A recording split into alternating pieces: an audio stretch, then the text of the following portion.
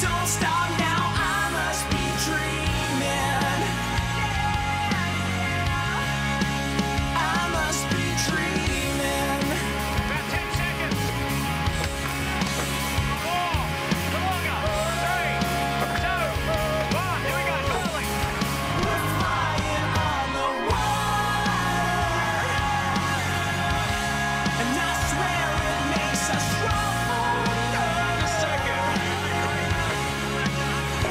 'Cause I can feel the feeling.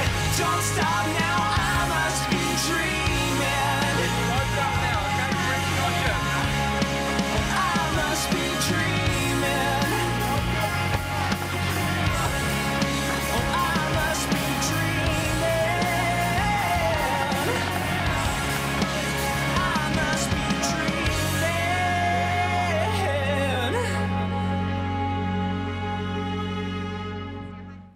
Welcome to San Francisco, California, perhaps the world's best natural amphitheater for sailing, where the stage is set today for race number 1 of the Louis Vuitton Cup Challenger Series for the 34th America's Cup. Hi, I'm Tucker Thompson, your host for this entire summer of racing, along with my good friend and co-commentator, Andy Green.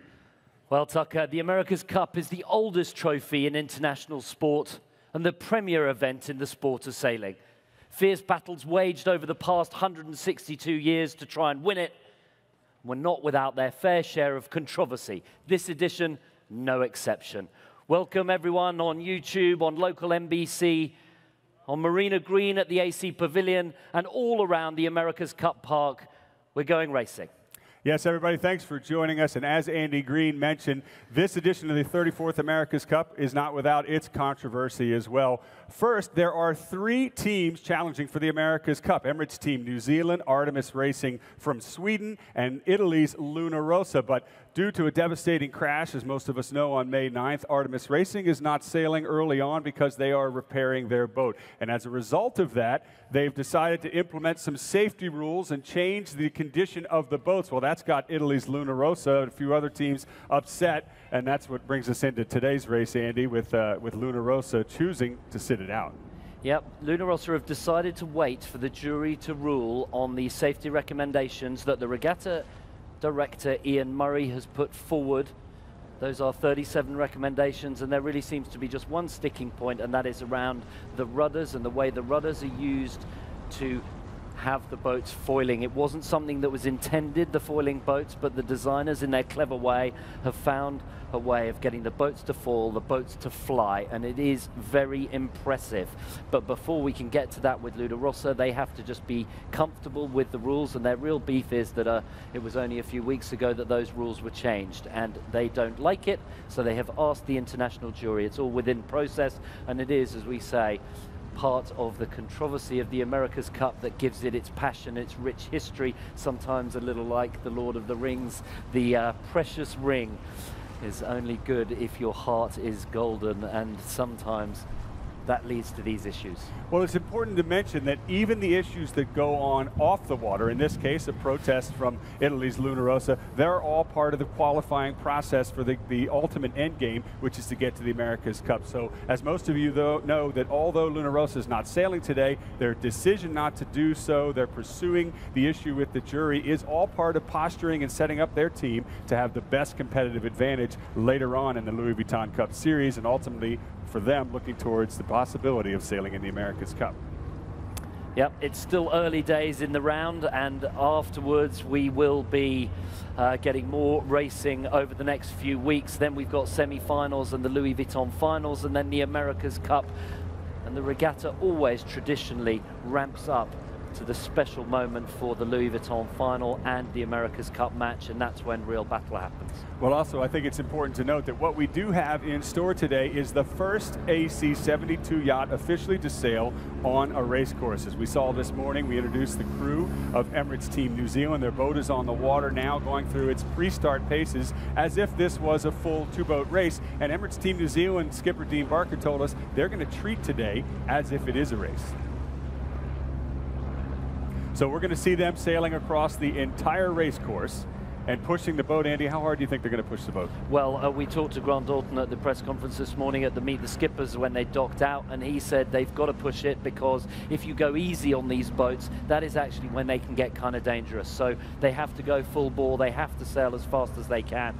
They have decided to do the longer course, so that is 42 to 44 minutes expected time. Conditions out on the water, 14.5 to 15 knots or so. It looks like it's building, but the weather forecast Cloud Badham, who is the Emirates Team New Zealand weatherman, said nothing more than 20 today. Well, one thing's for sure, we'll all be watching Emirates Team New Zealand sail around the race course, and so will the Luna Rossa crew. It's important for them to analyze their competitor, even though they're not going to be on the race course. When we return, we're going to take a short break, but when we return, we're going to hear from the skipper of Luna Rossa Challenge, Max Serena.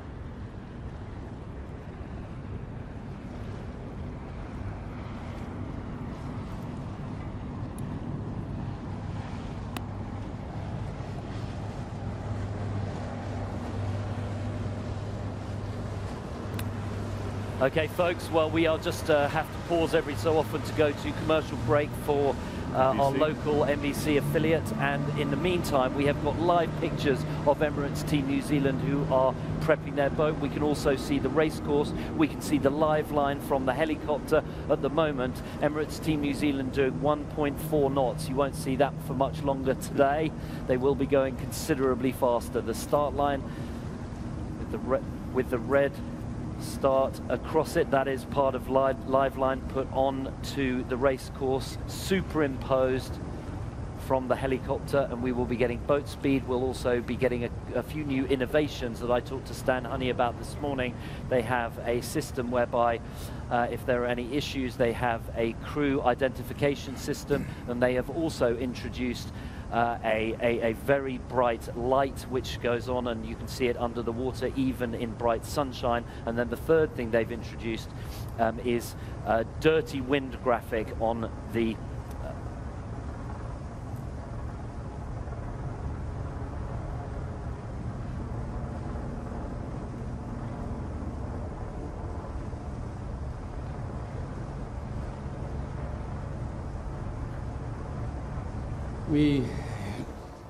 We may decide to do not take part to the race on Sunday. The main reason for that is just because I mean, we want to wait the hearing of the jury before, and then we will make our plan on top of that. Respect to Ian Murray, is one of the guys I respect most in this, in all this, let's say, game. And there is nothing personal with him. I'm really happy and pleased to shake his hand because I got nothing to do with him. So I hope it's clear for all you guys here in front of us.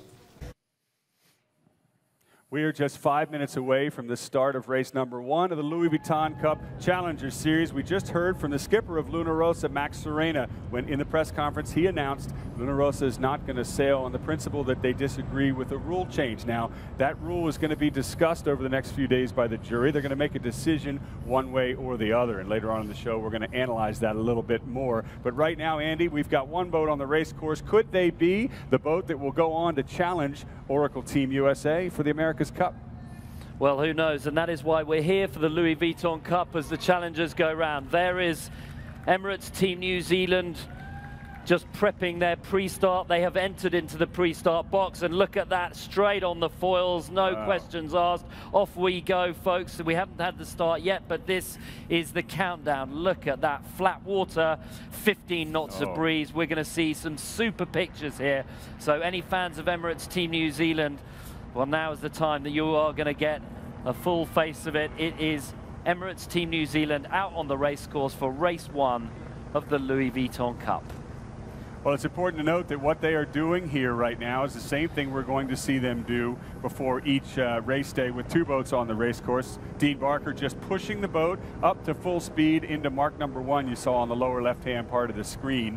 And they're just getting an idea of how long it's going to take to get into mark number 1. One question we'll ask a little bit later in the race, Andy, is whether we'll see them hoisting a Jenniker in this breeze. The weather conditions right now are 12 to 14 knots from the west-northwest. It's expected to build throughout the day, and we've got got a flood tide, so we're going to see the boats sailing against the tide when they go upwind. But Andy, this first run, and they've designed a new race course here in the America's Cup just for this type of excitement, is going to be pretty fast. It is going to be fast and furious. We're pretty much going to see them foiling because it is at the moment 14.6 knots peak wind speed out on the race course. We'll see a time on distance, timed run. Emirates Team New Zealand just getting themselves ready for the start. So Emirates Team New Zealand now just slowing down. They are doing their time on distance, 7.2 knots. They will be bearing away now. You can see them all on board with their wing sail now just trimming on. We'll see them start to accelerate. Super pictures with Chrissy Field in the background as the boats accelerate, and we'll get to see a panoramic of the Golden Gate Bridge as they come up towards the starting line. Not at full speed yet, but 2 minutes and 30 to the start. Well, this is very much like we're going to see every race day here leading up to the America's Cup match itself in September. Emirates Team New Zealand, you can see them now just doing one more dry run into the starting line. You know, this is as important for them to put their crew and their boat through race paces as if it, whether they had a boat on the course or not. So they're going to be pushing it just like it was a race. For example, if they're over the line early, Andy, they'd have to go back and restart, right? That's it, and we see them now just entering into the pre-start zone, and it is very important to go through this process because this is what is going to happen when we see two boats. Look at that as they bear away. The boat just pops up on the foils and they fly into the pre-start area with 1 minute and 45 seconds to go to the start. Everything is safety first right here, but they still have to push hard, and this is a great spectacle for us to be able to see Emirates Team New Zealand out on the race course of San Francisco, the Golden Gate Bridge right behind them. Super pictures. Andy, I think it's special to point out, and I think all of the audience knows this, but this is the first time we've seen a class of 72-foot catamarans in the America's Cup. Certainly the first time that those type of catamarans have had wing sails and are reaching speeds over 40 knots, 50 miles an hour. And of course, as you just saw in the clip there, it's also the first time ever in the history of the Cup that we're seeing these boats foil, literally fly above the water. So for any of you wondering how fast the boats have to be going to start foiling, well, Emirates Team New Zealand told us it's around 20 knots of boat speed, and they do that easily in 15 knots.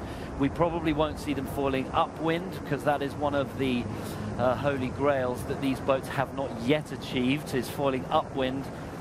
But we will certainly see them foiling out of the starting line with 37 seconds to go. Emirates Team New Zealand slowing down in their final approach to the line. We'll see them pull the wing in, bear away, and then we will be away to the races.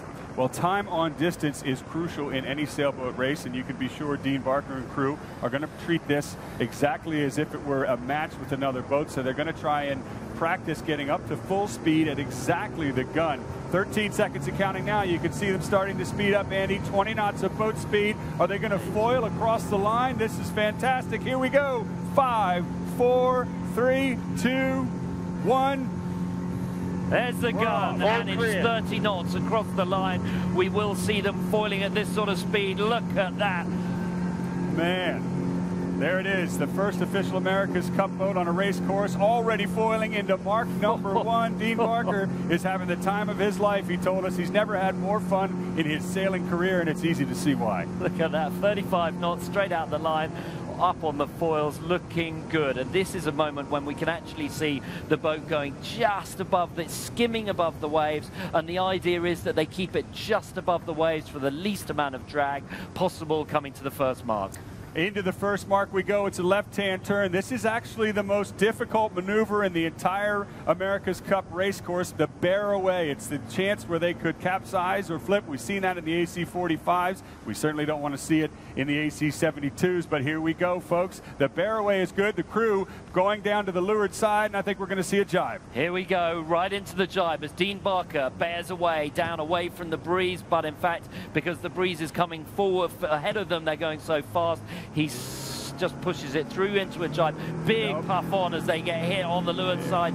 Here they go, just easing the wing out. Look at that stuff, wow. Oh, the fans on shore are getting quite a view. And are we going to see them foil, Andy? I think they're coming up out of the water now. The boat is literally flying. They're just kissing the water there. That is maximum speed. Look at that scene behind them, San Francisco. There's Dean Barker, his hands on the wheel, making sure the grinders there pulling the sail in and making sure everything is safe on board. It all looks fine. A little less breeze as they got to that first mark. They didn't actually fall all the way through the jibe, but now we're going into a puff. Look out on the water there, and you can see the different puffs of breeze. They've been hit by one right there. Oh, yeah, they're off right now. Look at the white water just spraying off of that daggerboard to leeward on the foils. They are up.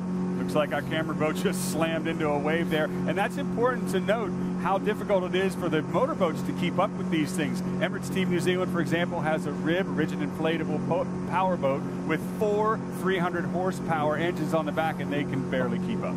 Yeah, it is sailing in 3D. It's left and right, and it's up and down, and those rudders you can see just keeping the boat popped out of the water, and the foil in the middle of the boat. That is the flying foil in the middle of the boat. It's curved, and that makes sure that the boat takes as much lift as possible, as fast as they go. Beautiful scenes, great pictures with San Francisco in the background. Emirates Team New Zealand sailing fast.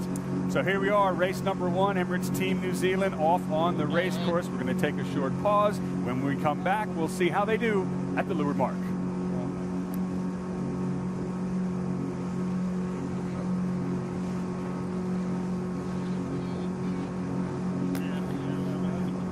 Okay, folks, we're in a commercial break right now. Any fans of Emirates Team New Zealand here?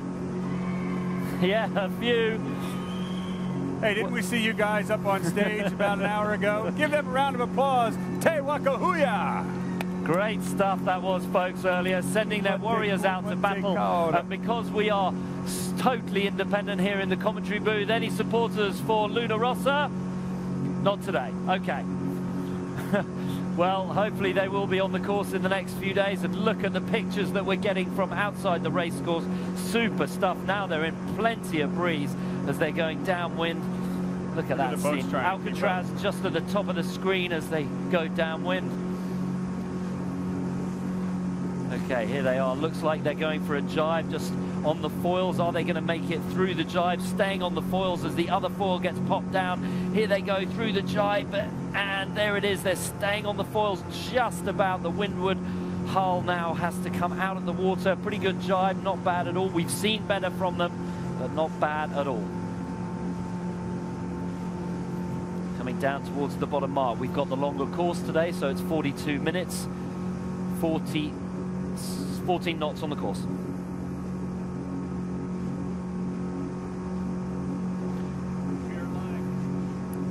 We're live here on the main stage of the America's Cup Pavilion. I'm Tucker Thompson along with Andy Green. Race number 1 of the Louis Vuitton Cup Challenger Series, and Emirates Team New Zealand is literally flying on the race course. Look at that, foiling through the jibe, Andy. They only just kissed the water a little bit there, but that is how to do it. This is what we're going to see, folks. Look at these spectacular pictures. The foil comes out, the rudder elevator on the back, that is helping them keep up. The other rudder is in the water, and that's what's generating lift and causing a little controversy. By controversy, Andy actually means controversy here. You're an American now, living in Newport, Rhode Island. We'll coach you through that. Beautiful stuff there we've got from our helicopter. Those are the 2 leeward marks. They've got to choose one of those marks. I suspect they're going to choose the right-hand mark as we look up the race course. Look at this. This is beautiful pictures and just a taster, a teaser of what we're going to see over the next 2.5 months up until September, when we get to see the America's Cup. You know, it's hard to get a sense for what these guys are going through on board, how fast they're going. We're looking at 30+ knots of boat speed and 15, 18+ knots. There's 50 miles an hour of wind in their face as they come around mark number 1. Andy, you were right. They're taking the right-hand gate and heading back upwind. Yeah, the windward mark number 1, the leeward mark now, mark number 2. They've taken the right-hand mark, and they now pull the daggerboard up on the windward side. That's to try and reduce drag. On the leeward side, the boat, the foils are all inside. They've decided to tack straight out of the mark. This is all good practice and training for them for the next races. Well, one thing that tells me that they are treating this just like a race is that tack right there, Andy, because the flood tide is coming in against them, and in order to get into less adverse current, they want to head inshore, and that's exactly what that tack is going to enable them to do. So now they're heading towards the fans off of Pier 39 and the city front of San Francisco. There you can see it just coming into view. That's the Bay Bridge in the background, and they're heading off towards the Embarcadero. The fans here at America's Cup Pavilion, those out by Club 72 and the hospitality, are going to be able to see them.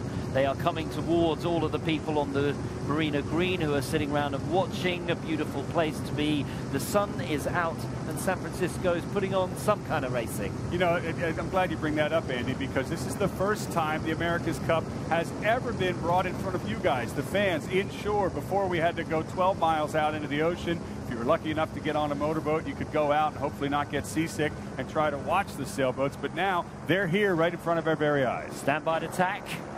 Tacking from starboard onto port. Starboard is when the wind is coming from your right-hand side. Port is now the tack that they're on. The breeze coming over the left-hand side of the boat. The boats can't sail directly into the wind, otherwise the sails flap. Well, the wing flaps or it stalls, which is a very bad thing. Lovely shots from on board the helicopter on port tack now going into the center of the racecourse.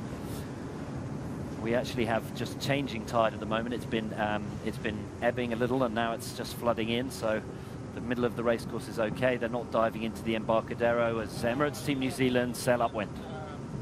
Well, a lot of you may have seen AC Uncut and are familiar with our own Jenny Tulloch. She's been running around the America's Cup now for the past year, interviewing the sailors, and she had a chance to catch up with one of the Emirates Team New Zealand sailors, Tony Ray. We're here with Tony Ray, a grinder for Emirates Team New Zealand. First race day tomorrow. How's the team feeling?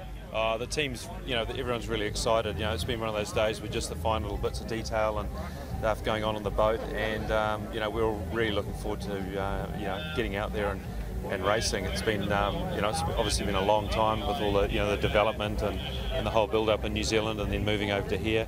That always seems like a long way away for that first race day, but it's just come around so quickly, and yeah, we're into it. So yeah, the team's in race mode, and we're just, everyone's very keen to get out there and show the people, and I'm sure there's going to be a lot of people down there watching to see how these boats race around the track.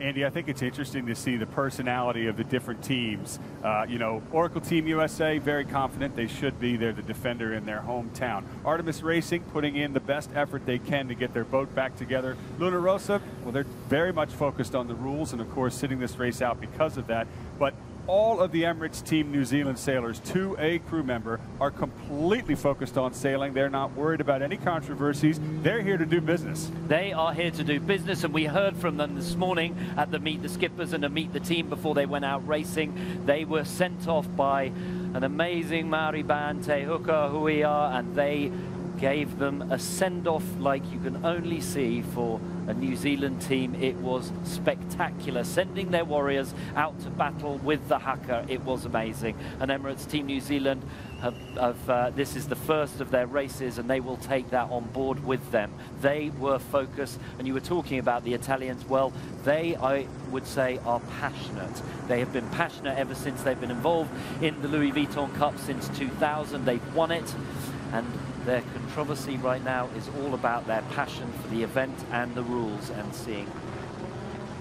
Well, question for you, Andy. You've been an America's Cup sailor a few times in the past, and right now you've got a Cup team in full race mode on the race course. So how much are they gaining by being on this race course today in terms of preparation for future matches? And how much is Luna Rossa losing by sitting this out? There's no question that Emirates Team New Zealand are very happy they're out on the race course right now. It's all about process. If you've done the Olympics or the America's Cup and you've won a medal, or you've been with a winning team, it's about process. Every day, the same.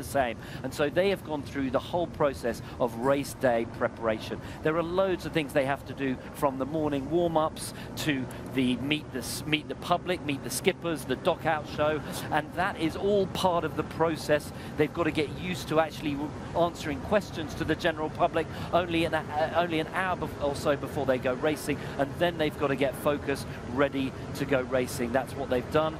And as you can see, they crossed the start line beautifully, and they are now sailing upwind. That looks like the swimming pool area as they come up towards the Embarcadero. They're going way inshore now, so that gives us an idea that the tide is coming in. And when the tide comes in, you want to go as close to the shore as possible because it's like a river. There's less current where it's shallower, and that is usually closer to the shore. Well, Andy, we've got a very special guest joining us now. He's actually one of the crew members for Emirates Team New Zealand. He's going to come out here on the stage and talk to us about what we're seeing on board. Please welcome from Emirates Team New Zealand, Rob Salthouse. Rob Salthouse joining us while we just look at pictures of his sailing team grinding. That looks like Grant Dalton being given some physical duties on board the boat today. Rob Waddell and looks like Chris Ward. You can just name us a few of those, Rob. So how does it feel to see your team? You've put in a lot of hard work to get to this day. Oh, it's fantastic. I mean, for the team, it's a milestone, and it's good to be out there and have such a lovely day to do it. We're just watching the boat tacking. What is the process that they go through? We can see the boards going up and down. How does that work? Yeah, physically, these boats are really demanding, and they've got to drop the weatherboard down and then pull the old board up. And the boards themselves are quite heavy, about 300 kilos, so it takes a lot of work. But in the middle of that, they've got to do a sprint from one side of the boat to the other. So aerobically, the boats are very demanding on the guys. And how do they actually pull the board up? Do they all just heave it up, or is it attached to the... It's basically done on a rope purchase system, like normal boats. It just takes a few more purchases to get it up, so you've got quite a lot of rope to pull in the manoeuvre. And that rope is around a winch, is it? Around a winch, yep. And the winch is attached to? It's attached to a total of 8 guys grinding, so you know you've got a lot of working there. A lot of horsepower. Yeah, you also through that you've also then got to trim the wing through the tack as well, so you're actually hydraulically adjusting the controls of the wing, so the main sheet trimmer can get the wing set from one tack to the other, so a little bit different from a soft sail. Just like Rob was talking about, we can see them tacking. That's the weatherboard on the right-hand side of the screen going up, and the leeward one down. When they get that leeward one down in the water, Rob, and the boat loads up, as we can see happening right here out of the tack, tell us how much pressure, how much load is on that foil at the bottom of the board. There's a lot of load, and that's the whole timing of the tack is really important, because if you go too late on that board, you end up with a lot of pressure trying to push that board back up against the guys grinding it down. So, you know, it's one thing that the guys will be working on very carefully today, is making sure that they got the process and their timing, and just really trying to make sure that that's all down to the nth degree. So why do they take the windward board out of the water? Well, it's just drag. The weatherboards will drag, but also as part of the rule, you're not allowed both boards in the water for any long length of time. So there's a time frame on that. So the weatherboard's got to come up and get to within a certain measurement of the hull. Okay, we're watching the boat going upwind now. We've got some beautiful pictures of you must feel quite emotional seeing your yacht that you put so much effort into sailing like that. Yeah, I think the whole team's very proud of the boat. It's been a long process to get to here, so to see it out on the water, and I know there'll be a lot of people, a lot of New Zealanders back home watching this as well, that'll be very proud. And a more technical question, we can see the boat now, it's going upwind, so it's sailing into the wind. When it goes downwind, it foils, it flies. Why doesn't it fly when it's going upwind? Well, you still, like a normal boat, you still need to have something to stop the boat from slipping sideways when you're going upwind. So to get the best angle and the fastest speed upwind, you've got to have the board in the water to give you lift sideways rather than up, to keep you going at the best optimum angle upwind. So that's why you don't see the boats out of the water or flying upwind. And when you go downwind, you're trying to go down as fast as you can, so you don't need that same grip that you do going upwind. Right, so leeway, basically sliding away, is not a problem when you're going downwind because you're trying to get to the bottom mark, but upwind, that is a problem. You want to get the boat as close in to the wind as possible. That's correct, and the principles, you know, from dinghy sailing, where you see the dinghy sailors pulling their centreboard upwind to reduce drag, it's very similar. Do you think it's something that we may see in the future, the boats foiling upwind, your clever designers finding a way of fixing that leeway and getting the boats to go tight into the wind but still on their foils? Well, you certainly never say never. I mean, many people wouldn't have thought we'd be seeing this 18 months ago, and you know, it's a real spectacle when you see these boats doing what they do downwind. It's unbelievable. Yeah, well, good stuff, and it's great to have Rob here. He is part of a long-standing boat building family in New Zealand, and they've done a huge amount to get this boat ready. And the boat building community in New Zealand supporting you, I presume, and very important to the New Zealand economy. Very, very important, but you know, it's not just the boating community, it's the whole community. I mean, New Zealand's a very small place, and what a lot of people don't realise is just the input of New Zealand industry, not just marine, but you know, from the tents that you see our bases set up with, containers, the shipping side of it. A lot of the support comes from local industry in New Zealand, and the support has really been fantastic. And you know, many times I've gone to buy something which is only a small item, and the people at the store have ended up giving it to me because they just want to be part and feel like they've contributed. So, you know, it is a very tight-knit community that is supporting this project. You don't have to sign a commercial waiver if they give you a free pint of milk, though. No. Good stuff. Well, we're watching Emirates Team New Zealand come up towards the top marks. This is gate number 3. They can choose either of those 2 marks. And this also, we watching one boat round the racecourse, a little education process for all of us to see how the boats go fast on the first leg from the start, down towards the bottom mark, then upwind. And we can see these top 2 mark gates. When we have our 2 boats match racing out on the course, they can choose either of those 2 marks. They have to go from inside to outside. They go around the right-hand mark to starboard and the left-hand mark to port, and then they head off back downwind. We are coming into the zone now, and that is on live line. Tucker. So here we go into mark number 3 on the race course right now. The second time they've been on the top of the track, and Andy mentioned they can go either way. They're going to go to the right-hand gate because that flood tide is starting to build, and that's going to help them on the downwind run. You can see those yellow lines. That's the 3-boat length zone. Under the rules, the boat that enters that first on the inside has rights. In this case, the rights go to Emirates Team New Zealand. Yeah, they like to go outside, and that's probably because there's more current now coming into the bay, so that's why they chose that right-hand side. But look at them accelerate. What does it feel like to accelerate on board the boat? Oh, it's amazing.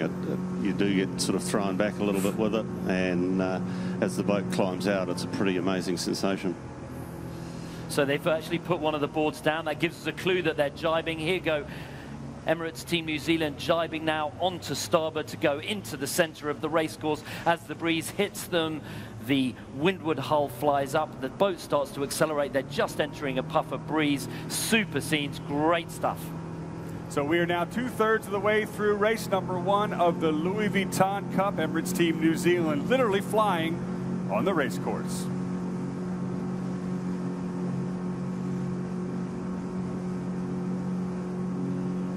Okay, folks, you like what you see? This is going to be amazing stuff, eh? Great stuff.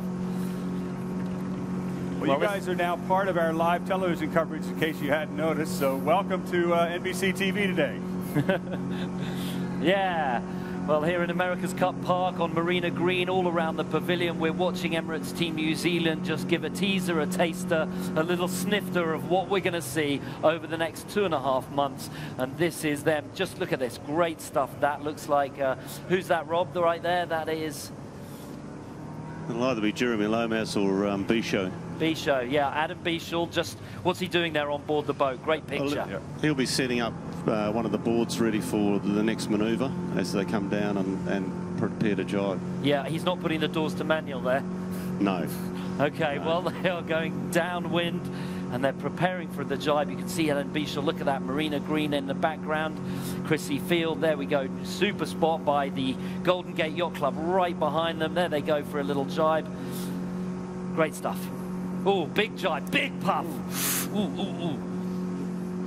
Safe. You sound nervous, Andy. I am, honestly, I am.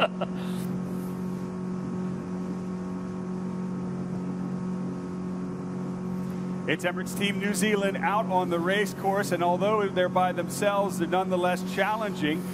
During the break, we actually saw them almost tip a little bit there into a capsize. We're with Rob Salthouse from Emirates Team New Zealand, and I saw you, Rob, get a little nervous there, literally. No, not at all. Not at all. Not as nervous as I was. Yeah, that didn't look very comfortable. So what are they doing there when they get hit by a puff of breeze? How scary is that on board? Basically, when you go through the jibe, the boat deaccelerates into the jibe and then starts to accelerate out of it. So as the boat accelerates, the apparent wind speed builds quite quickly, and if that happens all through a puff, you know, where the hull will lift a little quicker, and you'll see the guys bear away, Dean will bear the boat away to stabilise the boat. So there is always that period through there, but speed is your friend through that whole manoeuvre, and it looks a lot scarier than it actually is. Okay, well, I'll start to get used to it, I'm sure, but it is impressive stuff as they come downwind.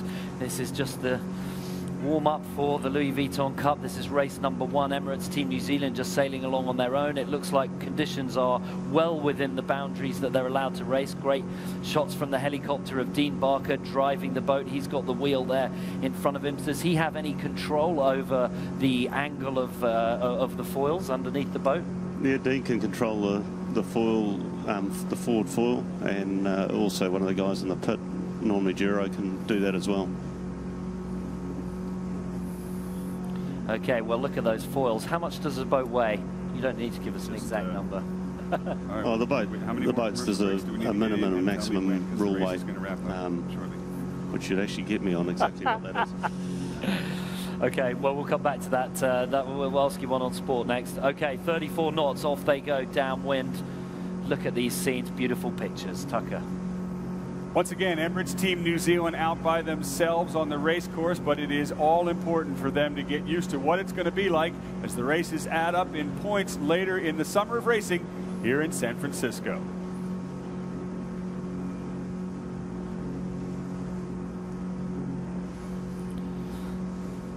Okay, Emirates Team New Zealand now. Great shot from above them. You can see the wing. And now we are watching Glenn Ashby. So he's the wing trimmer. He decides how much power that wing generates. Is that the thing, Rob? Yeah, very much so. And he's got to work very closely with Dean. Big puff there, right? How the balance of the boat feels and the control. And in conditions where it's puffy, he's actually a very, very important part of the whole sail package. How difficult and how physical is his job? I mean, that wing is the powerhouse of the boat, right? Glenn's pretty lucky because he's got a few guys that work with him. So there'll be grinders that'll actually be turning the handles, which drive a rotary pump, which send the hydraulic fluid to the different rams that control the wing. So Glenn really is the piano man and works the buttons, and the grinders alongside him are his mates that do all the work. Good stuff. Well, amazing pictures as Emirates Team New Zealand come down to gate number 4, 36 knots downwind. Look at this. Give them a cheer, folks. That is amazing sailing. Beautiful pictures. 38 knots in a big puff downwind.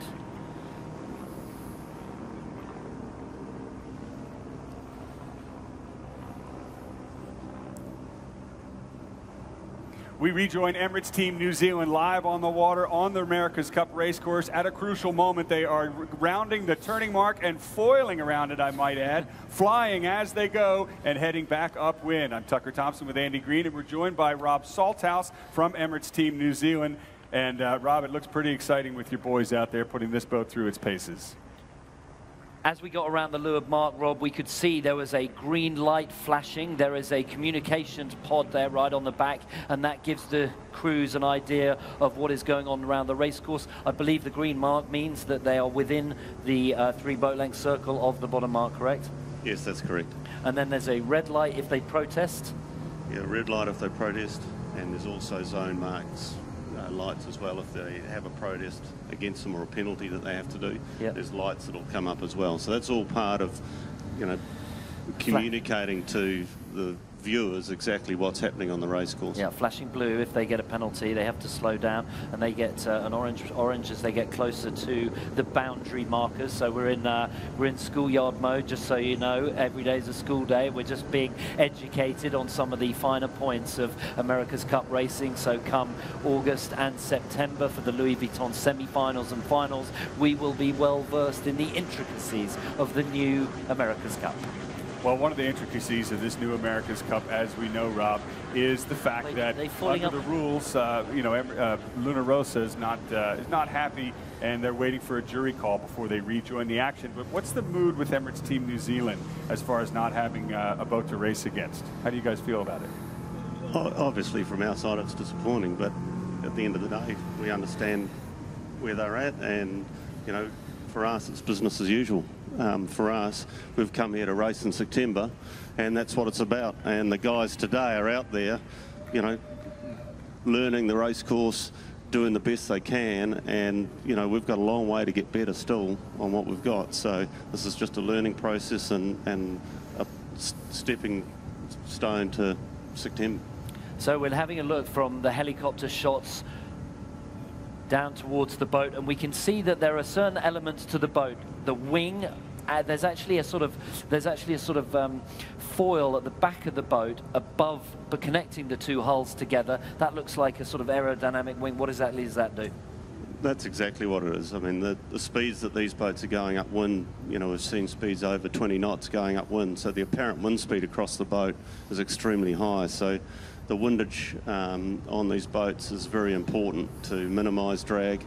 You'll even see with the guys grinding, when they're putting maximum effort in, they're standing up, and when they don't need as much effort, they'll be tucked down right in under the gunnel of the boat as much as they can to reduce windage.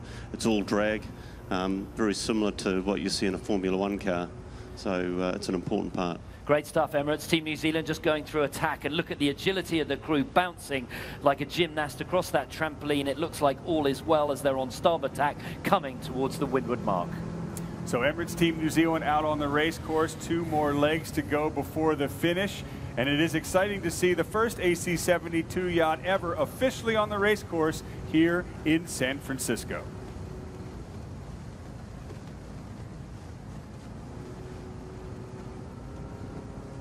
.27 knots of boat speed, 28. 20. I'm Okay. sorry, 20.8. The Golden Gate Bridge in the background. Look at that, brilliant. This is an example of some of the amazing pictures we're going to get here out on San Francisco Bay. There's a look at a motorboat trying to keep up. Look at the helmets on board for good reason. That is the umpires, Yep. and they are wearing helmets too because they have to do over 40 knots to keep up with the boats. That's a long day for those guys. Yeah, it is, and it's certainly a long day on the massage table later when they get home. Part of the perks, being an America's Cup umpire. Did you ever think, Rob, in your sailing career that we'd ever be pushing over 20 and over 30 and even upwards of 40 knots of boat speed in the America's Cup? No, I mean, I guess I'm privileged with the Volvo that I've done. Twice I think I've hit over 40 knots, but that's some big waves going downwind. So seeing it out here and this is unbelievable. Good stuff. Okay, well, we are watching Emirates Team New Zealand go upwind, and it's about 14 to 16 knots of breeze out on the racecourse.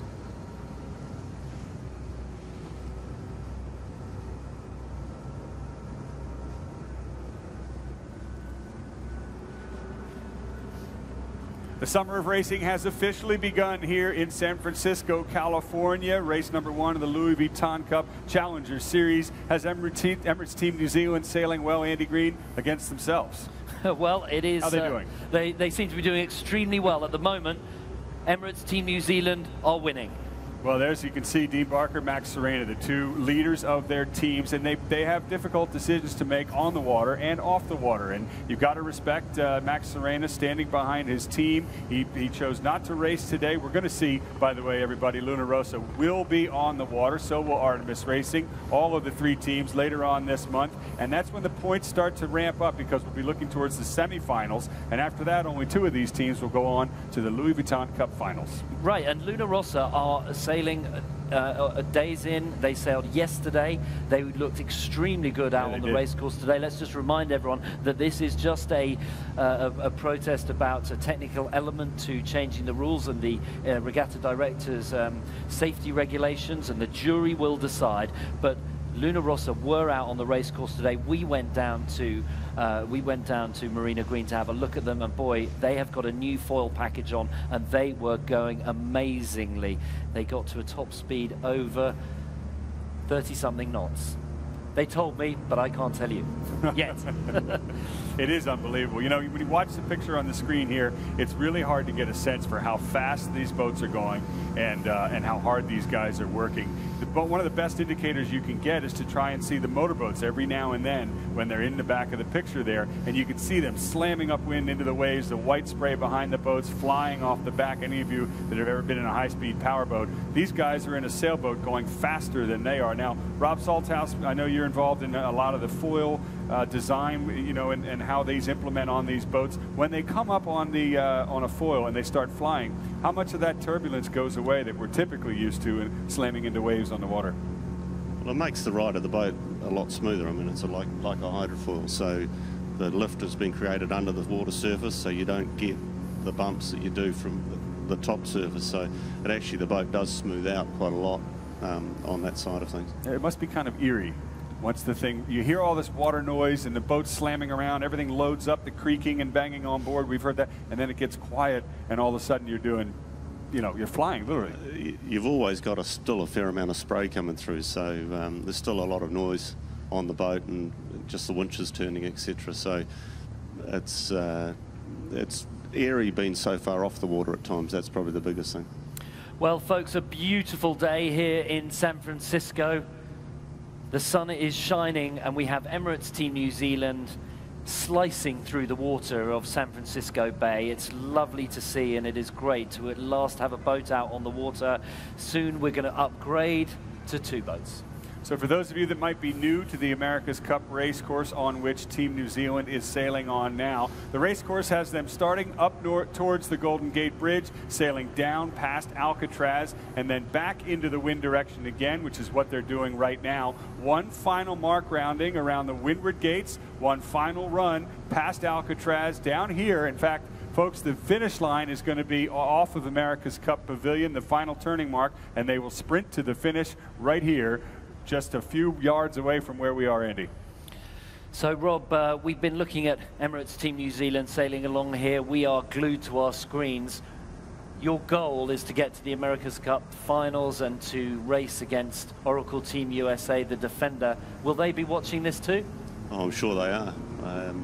You know, right the way through the whole process from when we first put boat 1 in the water, there's always had a shadow of the Oracle guys and the Prada guys and the Artemis guys following us. So everyone watches what everyone else is doing fairly closely, and so I'm sure that they're watching. So we just saw the boat get up to 25 knots on the upwind. Will that number be significant to the defender? Oh, I'm sure they'll look at it, but you know, there's a lot of different elements that go into it, so we'll need to wait till September. Good stuff. Now, I've got, on that note, a difficult question for you, Rob, that you may or may not be able to answer publicly, but how hard are these guys pushing the boat, and how much is it likely that they might be throttling back a little bit so that their neighbors aren't quite seeing everything you guys have up your sleeve? Really, today is all about learning for us. Every day we go on the water is about learning. So these guys will be, you know, they'll have specific goals that they want to achieve today, and for us it's going through our paces. It's our first race day of many, and so we'll be trying to maximise what we can out of the day, and that's what every day is that we go sailing. And presumably one of the understandable goals is don't give too much away. Oh, there's always that, but you know, you got to be careful with that as well. There you go. Yeah, you do. You have to be careful with it, because if you actually go light on the boats and you actually don't push as hard as you can, that's when you can get yourself in a bit of trouble, right? Okay, well, going upwind now, 22.7 knots we've got on. 23, there we go. We've got on our live line. This is from the helicopter. Now we're back on the water, showing Emirates Team New Zealand. Looks like they're just prepping for a jibe. We can see some of the lads standing up, and Dean Barker now pushes the wheel across as they tack onto port. The beach at Chrissy Field right behind them. And now they're coming towards the final windward mark. Andy, I think it's important to note that they didn't just change a little bit of the America's Cup, they rewrote the entire thing. This is going to be an America's Cup of many firsts. The first time we have 72-foot hydrofoiling wing-sailed catamarans literally flying above the water. The first time the race course has been brought inshore in front of you guys, the audience, here in San Francisco. And it's definitely one of the most exciting America's Cups, no matter how it goes, that the entire world is ever going to see. And it's the first time that America's Cup boats have done more than about 12 knots. Not only is it more than 12 knots, it's more like 40. I mean, that is incredible, the change that they've made. What do you think, Rob? Yeah, I mean, the speeds, I don't think anyone, even when the rule was first written, would be doing the speeds they're doing, and it's certainly very impressive to see. If you look on the screen there at the top mark, we also saw the first time that Emmy Award-winning live line graphics are now overlaid on real picture from the helicopter, so we can see the race course boundaries. Andy, that's also another first. We've never had that in the America's Cup. They've changed the rules as well to make them simpler. And here we go. You can see the two marks at the top of the screen there. Emirates Team New Zealand just tacking on to starboard for the final lay line, their best course into the final turning mark at the, or final upwind turning mark anyway, here at the gate. Here they go. And those are the 3 boat length circles out on the green circles around the marks. As soon as you've entered into that, you get rights to round the mark. And they're right between the 2 of them. I suspect they're going to go for that left-hand mark, and we're going to see a bear away. That is one of the scarier moments. Tucker, take us through gate 5.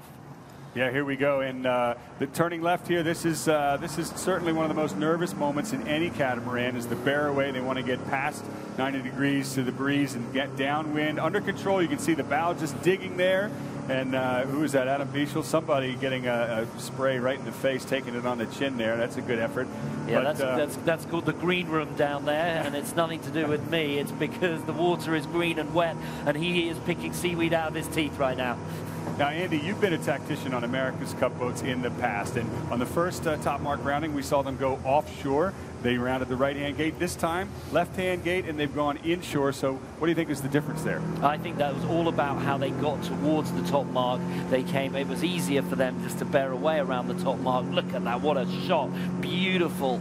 As the boat accelerates downwind, it pops up onto their foil. They're just not quite falling. There they go, boat rising up. Super stuff, great pictures as Rob Waddell there just puts his shoulder into a bit of grind. They get a wave over the bow, and that windward foil is up, the leeward foil is down. Dean Barker looks cool, calm and collected on the wheel. He'll be communicating via their intercom radio on board the boats, and it really is impressive stuff. Look at them bouncing along the trampoline, trying to keep, they were saying yesterday when we were in the Meet the Skippers that one of the most difficult things was actually turning your ankle as you were jumping across the trampoline, because it's like a moving floor, not only on the trampoline, but as the boat goes up and down. Dean Barker has to leave the wheel. There he is, leaving the wheel, getting towards the windward wheel. Does someone actually have a hand on it on the windward side, Rob? Yeah, Ray takes control through that part of it, and Dean tries to get there as quick as he can. Right, and what happens if Dean is moving across and there's a big puff of breeze? Ray's like, oh, thanks very much for that. Yeah, that's what you call a hospital pass. Right, in rugby it's called a hospital pass when you just chuck the ball and get tackled straight away. So Ray Davies has to be eyes up and pretty alert in case there's a puff of breeze, and he is not actually standing in the helming position. He's sort of got his left hand on the wheel, making sure all's cool. Yeah, basically, and I think one thing when you look at these boats going downwind, you know, the guys just don't stop. They go full on for 42 minutes or 45 minutes that the race takes. They just don't stop the whole time, and it's just a physical, not just strength, but the aerobic ability of these guys is amazing. Here we go, big puff on as Emirates Team New Zealand go in towards the jibe. We're going to see them foil through the jibe as they poke it down into the bottom of the breeze. They're staying on the foils. The windward foil comes up. The leeward foil, they've just popped off the leeward foil there, and now they're taking it easy. So I think they're calling it gently right now. Dean Barker's on the windward wheel now. Everyone coming up to the high side. Looks like they're not too concerned now as they go down towards the finish. The breeze out there, Andy, looks like it's about 14, 16 knots. Would you say something like that? We're likely here in San Francisco to see a lot more wind. We know this is a windy venue, and one of the biggest questions for all four teams, Andy, is will we see them foiling completely through the jibes, the turns downwind, and how much of an advantage will that be? Big puff, yeah. Well, the holy grail of this downwind sailing is to go foil to foil. Jibing is never to come off the foils, and if they go into the jibe at, say, 40 knots, never to reduce boat speed to anything under 30, and that is only a small amount of deceleration. Look at that. They are giving it heaps. The leeward foil there, you can just see it pushing the boat out of the water as they come down towards the bottom mark. 30 knots on the rev counter, and they look good. Rob Waddell, we have seen, or sorry, Rob Salthouse, we have seen you guys and other teams foiling through the jibes. What does it take to do that, to pull that maneuver off? Pretty difficult. Yeah, it is difficult, and it's something that everyone's working on, and we'll continue to work on it. See now, do you see that look in his eyes, Andy? That was, you might not have been able to see him up here, guys, but that was I know a lot more, and I'm not allowed to I signed a confidentiality agreement, and we can't really give you too much. Well, it's okay, we're just broadcasting to everybody. Well, the British Olympic cycling team had a program before the Olympics called the Secret Squirrel Club, where they developed all sorts of things that were just tiny little innovations that would make the boat go faster, and I certainly know that Emirates Team New Zealand have something similar. Have you got a name for it? I think everyone's got that. Everyone's got a little secret squirrel club where they try and develop all of those extra bits to help them win the America's Cup. Turn our microphones off. Can we get a little tidbit here? Okay. The Embarcadero just behind Emirates Team New Zealand, looking up towards Nob Hill at the northern end of San Francisco. Super scene as the boat there foiling downwind. Look at that, they're on port jibe right there. Amazing stuff, 32 knots, and they try and keep the boat actually, funnily enough, as flat as possible, right, Rob, because that gives them best stability, and you don't want to ride too high because otherwise the boat actually will fall off the foils. Look at that, Alcatraz right there, Emirates Team New Zealand. They are going so fast they could go to jail.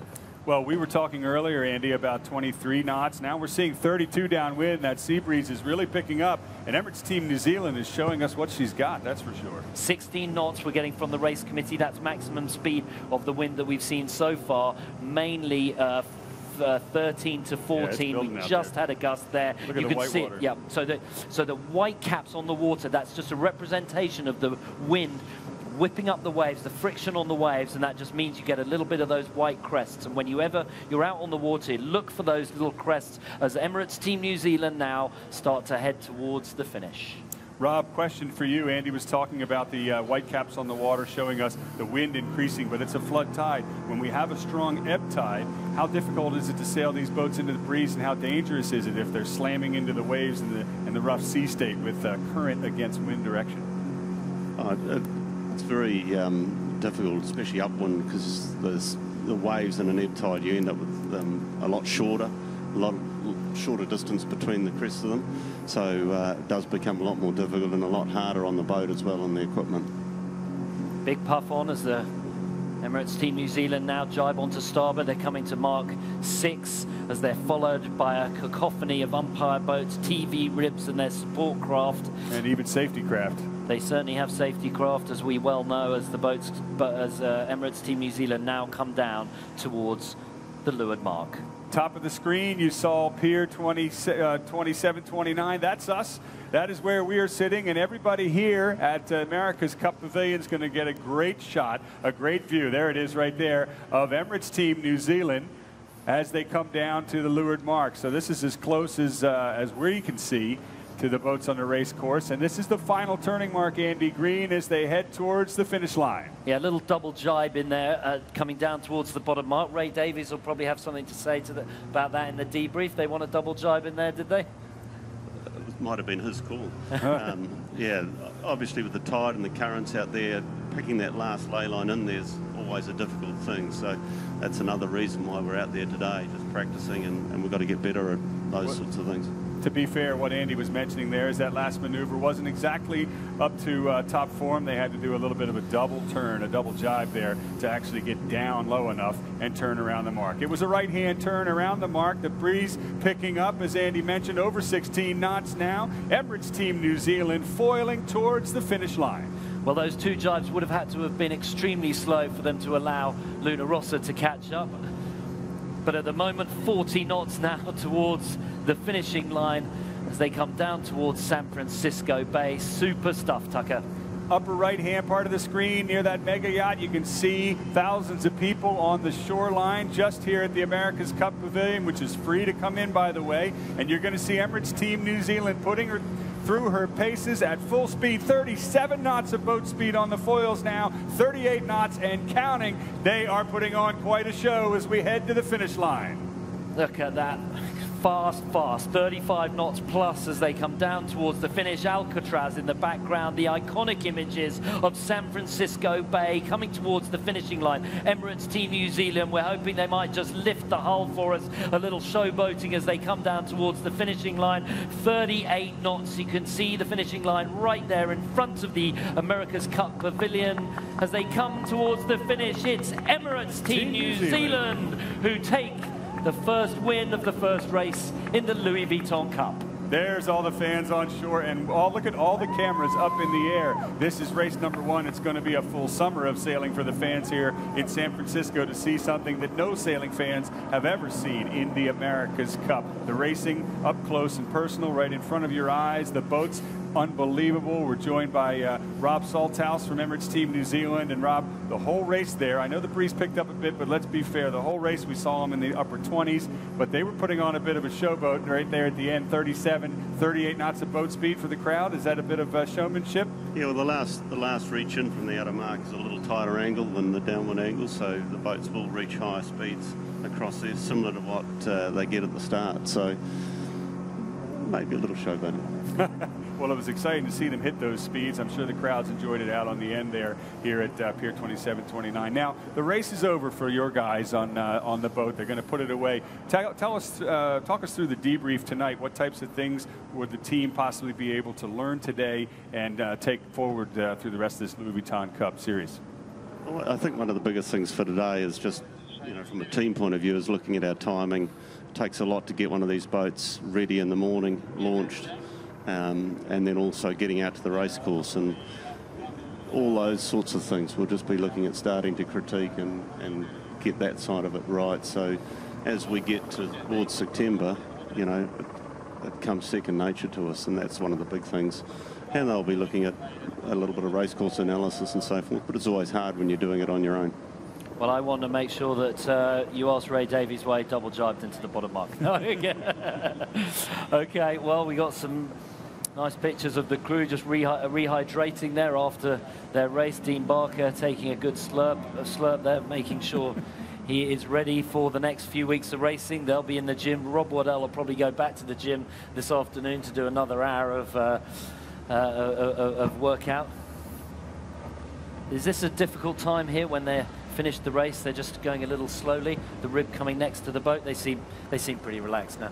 I think they'll be looking forward to getting lunch on board and shaking their muscles out a little bit through that. As I say, they're a pretty physical boat, and aerobically they work pretty hard. So the boys will be just catching their breath.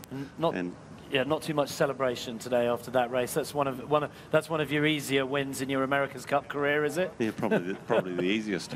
There we go. The easiest win in your America's Cup career, thanks to the Italians. Well, hopefully we'll have all that resolved over the next week or so. What were those guys doing on the bow there? Just rolling a jib up? Oh, they could possibly getting ready to drop the jib, and then look at getting the boat on the tow and heading back to the dock. There we go. Rob Waddell's taking his helmet off. That's probably earn him a fine later. So they're just discussing exactly what went down, how they felt the race went, some of the performance issues on the boat, perhaps something about sailing in lighter winds. Did they come out thinking it was going to be 12 to 14, or how the performance was in those conditions? Yeah, at the moment they'll just be kicking back a little bit, relaxing, and a lot of the talk will probably come later on. And so we saw the boats leave, and when they did, we had an amazing send-off for you with the haka from your Maori performers earlier on today. Is that, I mean, I'm not a Kiwi, there are a lot of Kiwis here, but how important is that to you guys? For us, it's, you know, we're a very proud nation, and you know, we had a great morning this morning as we were getting the boat out and getting the rig in. We had a ceremony that went right through that whole process, and then again today, and you know, to me it just symbolises how close we are as a country, and we're not here just as a team, we're here as a country, and that's a big part of it. Okay, well folks, we saw race 1 with Emirates Team New Zealand. They're just taking their jib down, and they are flaking it into a bag, so they still have some normal sails. Anybody who's been out on a boat will know you have to flake your sails neatly, zip it into a bag. They'll probably, I think, refold it when they get back in just to make sure it's perfectly folded. That just takes some of the power out of the boat as they settle down. We have seen the first race. Emirates Team New Zealand started.